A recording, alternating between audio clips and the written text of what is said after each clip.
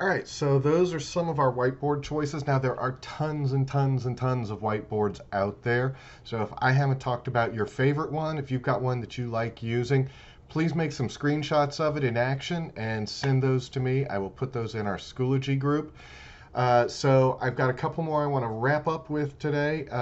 And these are, I haven't really tried most of these, but they've been recommended to me by some of my colleagues, and I just wanted to share with you. You're welcome to try these out. And like I said, if you find one of these useful, make a screen recording of it and send it to me, and we'll put it in the Schoology group.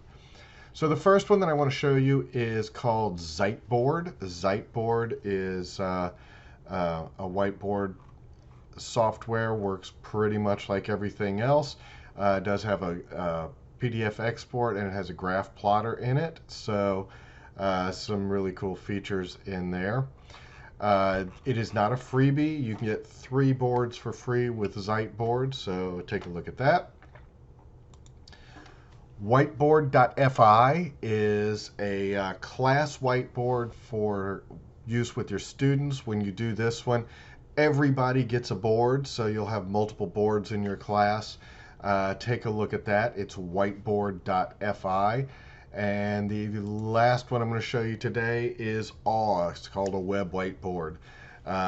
It is, again, it's a freemium app, so you get what you pay for with that. So I haven't tried any of these 3 today, but you are certainly welcome to try those. There are, like I said, there's a ton of them out there. Microsoft has one that's part of the Microsoft Teams. Microsoft Teams will run for students on the Chromebooks, so you're welcome to take a look at that, and anything else that you find out there to take a look at. So let us know what you think, and use those whiteboards.